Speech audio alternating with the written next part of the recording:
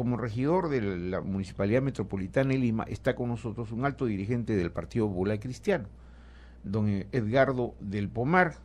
Él es polémico, no se queda callado nunca, siempre habla y habla con sentido y con razón, y por eso lo hemos invitado aquí en Radio Nacional. Don Edgardo del Pomar, bienvenido a Radio Nacional, buenos días, ¿cómo está? Muy buenos días, don Alberto, y realmente siempre es un gusto estar con usted compartiendo estos importantes momentos de comunicación y de información con todo el Perú. Dos escenarios. Vamos a hablar primero Lima Metropolitana, ¿correcto? ¿Qué va a pasar ahora con la decisión de este juez que ha dicho, tienen 72 horas o van a la cana? Es decir, o cumplen con lo que yo ordeno, este juez realmente singular, cuyos dictámenes se basan en don Sancho Panza y el Quijote de la Mancha. Entonces, digamos, ¿qué va a pasar? Ayer el procurador, el señor Salazar, ha dicho, tenemos que sacar los bloques estos porque ese es el mandato.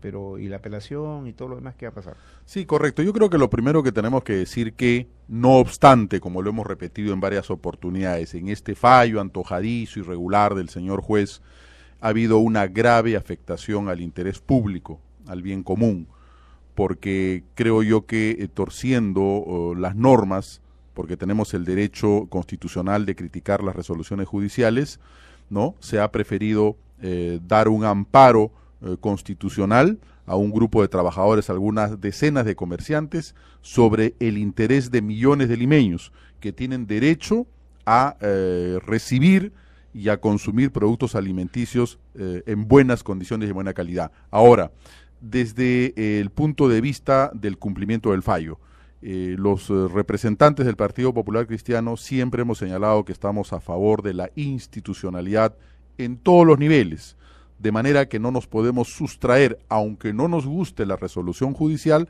al cumplimiento de una sentencia. Tenemos que cumplirla y en consecuencia, desde el primer momento también señalamos que tendríamos que interponer los recursos que nos permite la ley, en este caso la apelación que se planteó. Y el juez dejó entrever en su fallo que podría solicitarse la apelación, interponerse la apelación, pidiendo que sea elevada concedida con efecto suspensivo. Sin embargo, cuando él concede la apelación para que suba a la sala penal superior, lo hace sin efecto suspensivo, pero además, ¿no es cierto?, fundamenta su disposición como si fuera otra sentencia, ordenando a la Municipalidad de Lima el retiro de estos bloques de concreto, con lo cual se termina de consolidar este agravio y este daño al interés público de todos los limeños. Pero tenemos que cumplir la norma. Ya hemos escuchado al señor ministro que ellos no fueron, hasta ahora no han sido notificados de la sentencia judicial de ese fallo y que no pueden abandonar la calle porque es una obligación constitucional de la Policía Nacional proteger a los ciudadanos y justamente patrullando y vigilando las calles, de manera que, como también hemos señalado, es un sinsentido. Y al mismo tiempo, ayer en la sesión del Consejo Metropolitano de Lima, acordamos los regidores por unanimidad autorizar a la Procuraduría Pública denuncie penalmente al juez Urbina, Malson Urbina, justamente por la presunta comisión de los delitos de prevaricato, abuso de autoridad y usurpación de funciones. Porque si bien es cierto, tenemos que cumplir con el fallo judicial, también es cierto que tenemos que accionar contra aquellas autoridades que consideramos han actuado en contra de la ley. Ahora, ¿qué va a pasar con este centro a partir del lunes 15, que se vence el plazo y que probablemente para esa fecha ya hayan retirado los bloques de concreto y regresen los comerciantes a la parada? Y probablemente muchos de los que fueron a regañadientes a Santa Anita también pretendan regresar o hacer una doble función, tener allá y también colocarse acá. Yo no creo que vayan a abandonar Santa Anita los más de 600 comerciantes mayoristas que se encuentran, porque esos sí son mayoristas, y porque han verificado, como lo está verificando la población de Lima, que ese es un buen mercado para la ciudad, un mercado no solamente espacioso, sino en la que existen todas las condiciones de salubridad para garantizar que los limeños puedan consumir buenos productos alimenticios en las mejores condiciones de salubridad. En segundo lugar, como repito, el daño está hecho, han permitido que algunos pocos mayoristas que no decidieron y no quisieron voluntariamente irse al mercado mayorista de Santa Anita, el único que existe en Lima, ¿no?, cobraran mayor fuerza, invitaran a muchos ambulantes, comerciantes minoristas a sumarse a su asociación y en consecuencia han ocupado la mayoría de los puestos que antes tenían los mayoristas en el ex mercado mayorista La Parada. Y ahora nosotros lo que tenemos que hacer, de acuerdo con la ley, es iniciar un proceso civil de desalojo, porque corrigiendo al juez siempre dijimos, Lima nunca desalojó a nadie. Lo que hicimos fue, desde la administración municipal, declarar como zona rígida las calles adyacentes y en consecuencia impidiendo y prohibiendo la circulación de vehículos pesados, de camiones con carga, colocar los bloques de concreto para que no sea burlada la decisión municipal. Señor del Pomar, aquí yo no soy abogado, usted lo es, ¿cierto? Sí. Sin embargo, acá hay una cosa que sería bueno que se aclare. No hubo desalojo, eso es cierto, ¿no?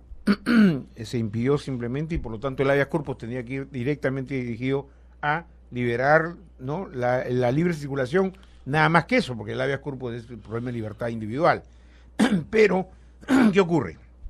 Usted acaba de mencionar, una serie de comerciantes periféricos, ¿no?, minoristas, ha ingresado al local del mercado mayorista de La Parada, han tomado posesión de esos puestos sin tener contrato vigente o caduco, sin nada, o sea, han entrado en una suerte de invasión entonces, porque eso no es un o sea, posicionario es aquel que ha tenido un contrato con la municipalidad, que está en litigio y que entonces usted puede iniciar una acción judicial contra esos comerciantes para desalojo, por inquilino precario, qué sé yo. Pero ¿y los otros? Los otros que no tienen nada, o sea, yo por ejemplo ahorita voy y me tomo un puesto, y yo no tengo ni una vinculación, nunca la he tenido con ustedes, a ese tipo de personas, ¿qué se le va a hacer? O sea, ¿cómo van a quedarse igualmente como posesionarios? Legalmente se les denomina y se denomina esa figura como ocupantes precarios, o sea, aquel que ingresa a un inmueble sin ningún derecho, sin justo título, o sea, nunca tuvo un contrato de arrendamiento. Usted, como abogado, ¿cómo haría usted si yo me voy en este momento con mi amigo, colega Augusto, le pido que me preste su jardín para hacer unas fotos? Una vez que estoy dentro de su jardín, le digo, ¿sabe, señor del Pomar? A partir de ahora, Augusto y yo nos declaramos posesionarios, o lo que usted quiera. ¿Usted tiene que hacer un juicio para sacarme?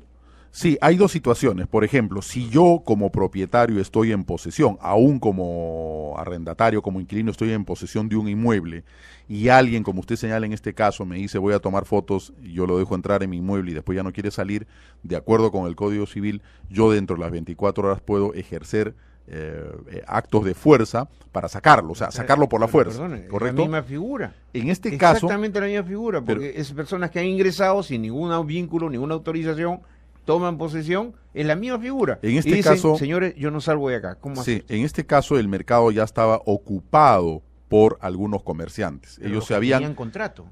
Ni siquiera tenían contrato, porque muchos de ellos eran subarrendatarios de manera ilegal de otros mayoristas. Ahora, al haber ya ocupado completamente y al haber ordenado a la policía que se retiren, en alguno de los supuestos, si la municipalidad hubiera tenido posesión efectiva del mercado, hubiese procedido a las vías de hecho. Pero imagínense en esa zona, si solamente para colocar bloques de concreto, nada más para eso, tuvimos 4 muertos y todo el daño que se le causó a la Policía Nacional, a sus efectivos. Pero ¿cómo como autoridad puede luego, usted aceptar? Dice, si tuviéramos, o sea, ¿no?, de control, entonces ustedes son autoridad, pues tienen que tener control del mercado. Como o sea, ¿ENSA qué hacía? Se perdió, pues, se perdió. Esa es la observación que hemos hecho nosotros los regidores del PPC justamente a la administración, porque la autoridad jamás puede perder el control de nada. Sin embargo, ahí se perdió el control y lamentablemente estamos frente a esta situación de hecho y definitivamente la municipalidad no puede ser el órgano que propicie, creo yo, una situación que podría ser muy lamentable, sobre todo para la integridad física, para la vida de las personas, de manera que tenemos que recurrir, a pesar de todos los años que nos va a costar y los gastos que se van a hacer, tenemos que recurrir a la vía judicial procedimental, en este caso al desalojo. Pero estamos hablando de la pérdida de control por parte de ENSA, de la acción que se dio en los últimos tiempos, o del control total de todo lo que significaba la parada como un, digamos, como un centro informal. Lo que pasa es que había una administración, pero luego los comerciantes se atrincheran en el mercado, ¿no? Entonces, la municipalidad estaba ya planeando desde la Procuraduría el inicio de la acción del desalojo, ¿no? En tanto se consolidaba el funcionamiento del mercado mayorista Santa Anita, pero obviamente, como siempre señalamos también, este proceso de revocatoria paralizó de alguna manera la administración municipal, porque tenía usted autoridades preocupadas en hacer una campaña en defenderse, digamos, frente a esta amenaza de la revocatoria, y los comerciantes que continuaban haciendo de las suyas, ¿no? Lamentablemente, hay que reconocerlo, hubo pues un abandono y ahora tenemos que acudir, reitero, justamente a la instancia judicial para evitar, ¿no?, mayores actos de violencia como los que vimos en la última semana de octubre. Usted está reconociendo errores en ese manejo. Absolutamente. Porque, y además por ejemplo, yo le pregunto, ¿no? Perdone, don Del Pomar, doctor Del Pomar. Por ejemplo, ya se habían retirado los comerciantes, ¿no? Estaban en los alrededores. Yo me pregunto, ¿por qué la municipalidad no aprovechó esa circunstancia para de una vez echarse abajo todo ese mercado? ¿Qué pasó? No, es que no se retiraron todos, o sea, se quedaron, y entre ellos la dirigente, la señora Ávila, ¿no? Ida Ávila, se quedó dentro. Por eso es que cuando nosotros vamos con la policía para evitar que ingresen más, ¿no?, ella presenta el habeas corpus señalando que era víctima de reglaje, y emplea el término reglaje que se empleaba justamente para las operaciones que hacía el terrorismo, ¿no es cierto? Sendero Luminoso. Y el otro tema es el que señala que además está siendo sujeto, ¿no?, de un seguimiento y vigilancia policial arbitrario. Esos fueron las dos pretensiones que presentó ante el juez en el habeas corpus la señora Ida. Ahí hay un problema, que yo insisto que hay un problema.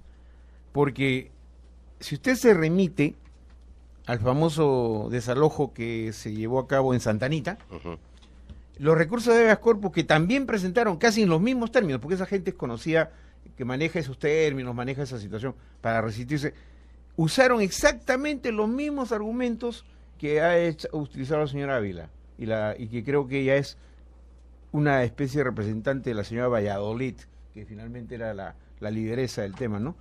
Entonces, ¿qué ocurre? Que presenta y el juez en esas circunstancias dice, no señor, va a la policía y me lo saca a todos, y lograron sacar a todos. Sí, usted recordará. Sí, claro. Todo un cerco, claro. 24 horas, y finalmente tuvieron que salir todos. Correcto. ¿Por qué no se ha aplicado la misma estrategia? Es lo que pasa. Ahí yo veo que hay algo que ha fallado. No, ahí también hubo unos intentos, 2 intentos policiales fallidos, y en consecuencia se esperó el mejor momento para poder desalojarlos.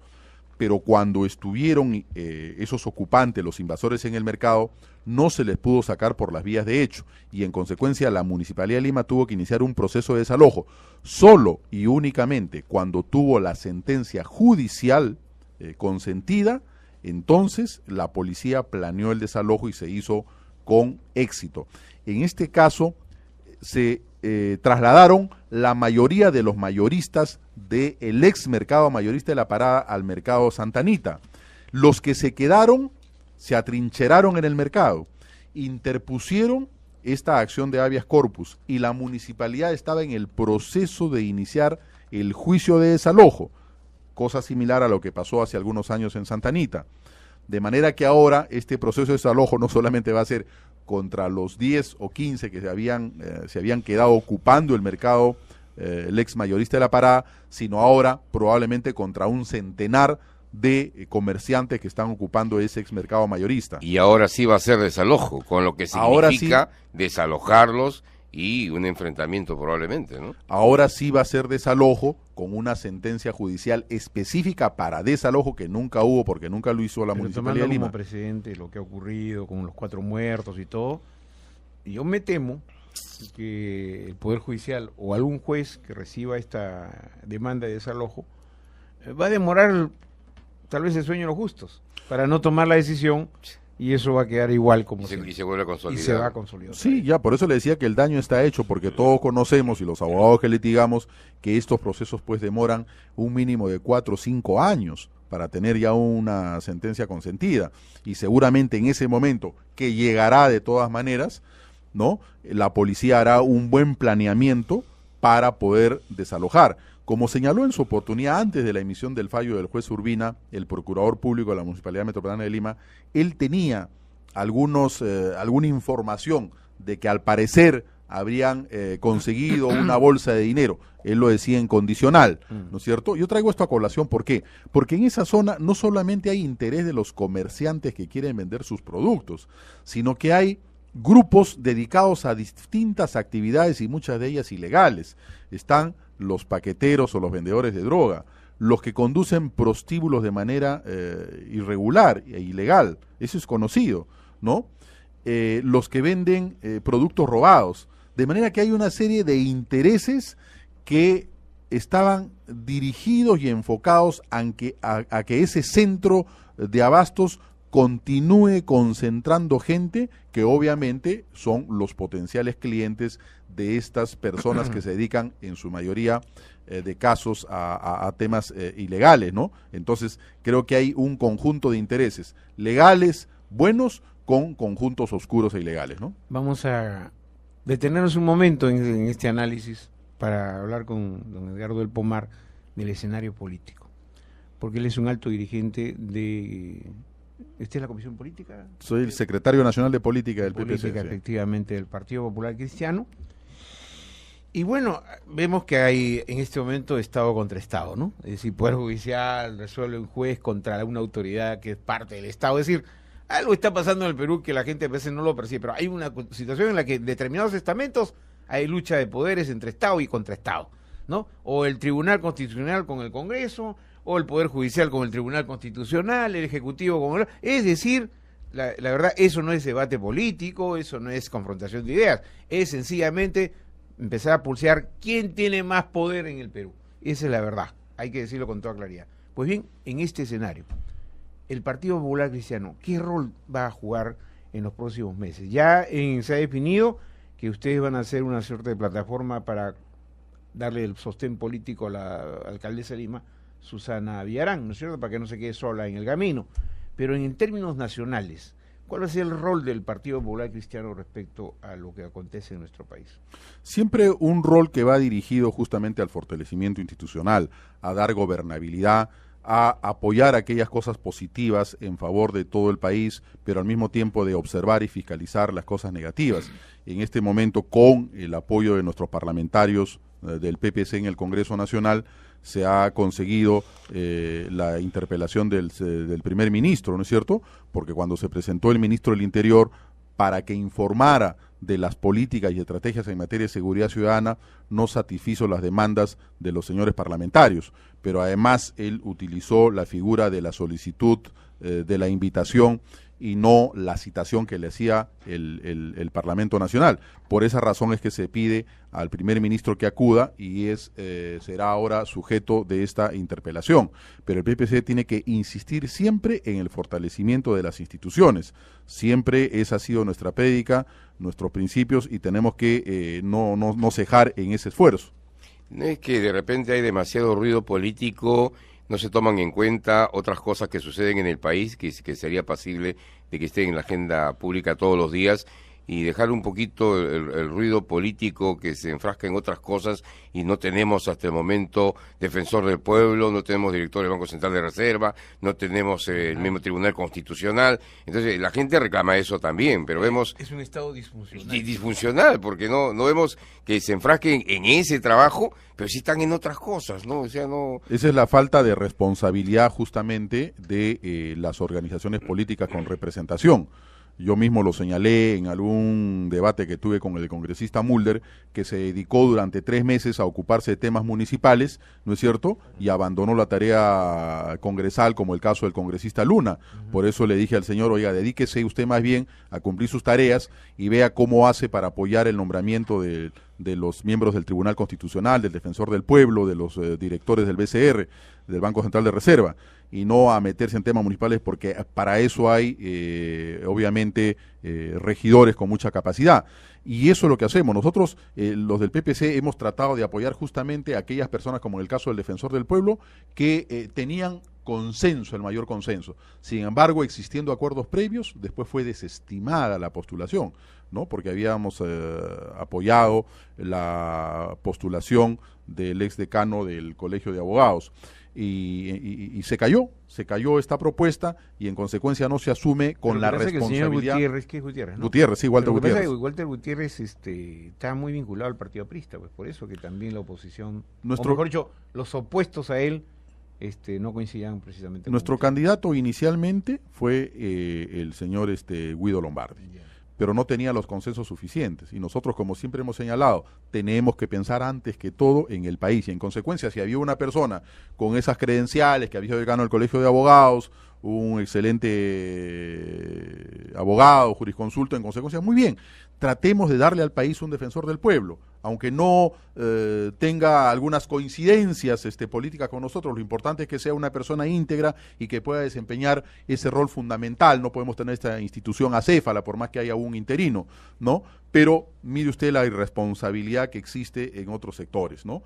Por eso nosotros insistimos y vamos a poner una mayor firmeza para lograr este consenso. El otro tema es que hay una falta de liderazgo absoluto desde mi punto de vista en el Poder Ejecutivo, ¿no? Yo creo que el presidente de la República tiene que tener un rol más firme para poder conducir como jefe de Estado a la nación, y como jefe de Estado tiene que convocar al presidente del Congreso y al presidente del Poder Judicial para señalar cuáles son las cosas importantes para el país. Ese es su rol, porque él no solamente es jefe de gobierno, sino es jefe de Estado, y como tal le corresponde constitucionalmente convocar a los otros presidentes de los órganos del Estado, que he señalado Poder Legislativo y Poder Judicial, para orientar bien justamente las decisiones, sin que signifique esto que va a interferir en las autonomías de cada uno de los órganos, pero tiene que haber pues un mínimo de coordinación para cumplir los grandes objetivos y políticas de Estado.